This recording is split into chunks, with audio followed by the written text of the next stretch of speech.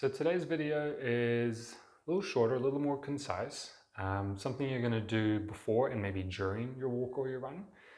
It might feel like it breaks things up a little bit, but the intention is to start bringing more awareness to some muscles that maybe you're just not using as much as they could.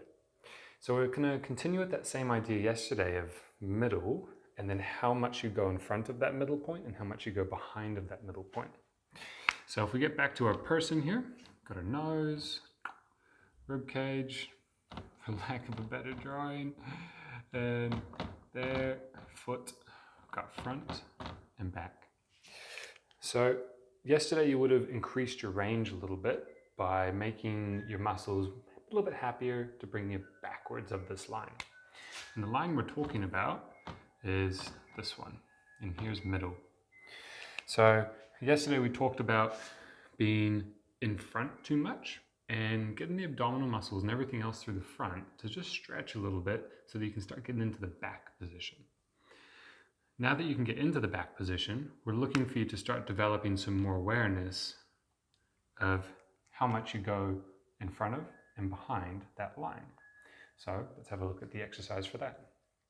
So the exercise is about taking all your torso muscles and your spinal muscles through a range of flexion and extension, and basically how your three big areas of mass, so your pelvis, your rib cage, and your head, how they coordinate together. So these are kind of exaggerated movements that happen while you walk and run.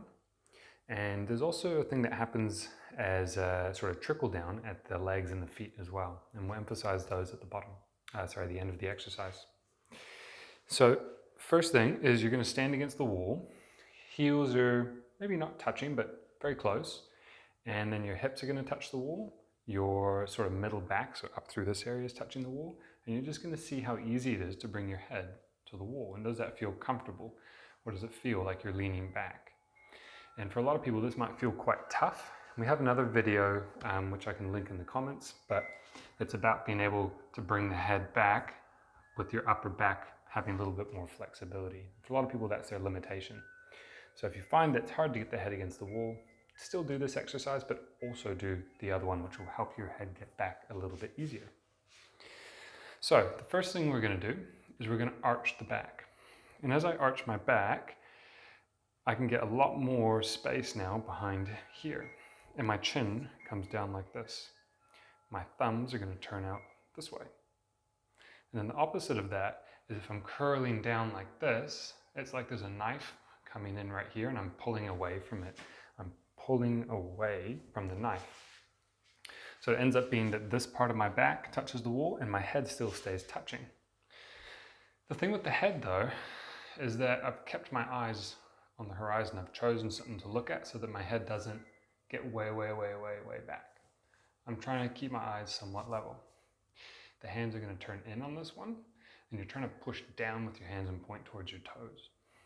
So you're just going to go through a couple phases of this exercise, and from the side, it looks like this.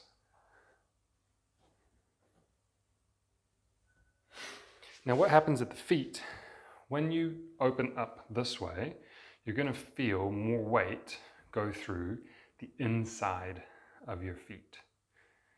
When you go in like this, you're going to feel more weight go on the outside of your feet. So it's like the legs turn out because the glutes are squeezing. But when you go this way, we're looking for the weight to drop in to the inside. So it's going to feel like your legs turn in. So do about 10 reps or so, and then go for your walk. And the idea is that we're waking up some muscles to be a bit more reflexive. You're showing them ranges that they're not used to. So throughout your run or your walk, you choose whatever sort of point you'd like, but try and do it a few times and try to do another 10 reps of this. And you should find that as soon as you do this, when you start to walk or run, it's just going to feel a little bit different. You're going to feel some other muscles kicking in. You might feel a little more upright. You might feel a little more efficient, and you might feel like some of the aches and pains or stiffness that you were feeling just kind of disappear for a little while. When they come back, that's a good time to do this again. Okay.